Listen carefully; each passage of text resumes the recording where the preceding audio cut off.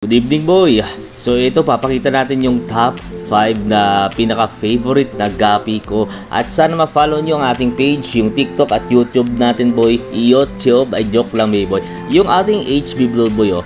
Number 5 sa ating countdown, yung Albino Yellow King Cobra, baby, please. Siyempre, napakaganda, boy. Mga classic na isda to, baby, boy.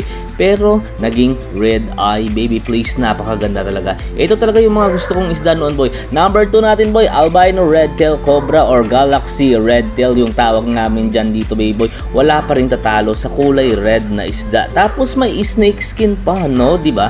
Lodi, kita nyo yung first natin na favorite, yung, yung King Cobra. Yung Tuxedo White or half black white sa Ingles, baby boy. Number 3 sa ating countdown, syempre yan ang nagpa-champion sa atin, yung anak nila, baby boy, ng ating Tuxedo White. Ayan na. Tapos eto ngayon, boy, yung inaalagaan ko, yung binalik ko sa ama niya.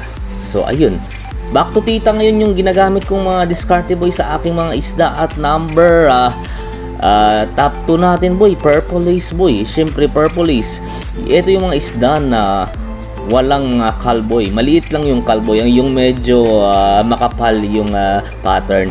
Ito yung top na isda na pinaka-paborito ko. Basta maputi, boy, siguradong paborito ko. At syempre, yung favorite talaga, boy, ivory mosaic, boy. Kahit hindi maganda yung ivory natin, pero okay lang.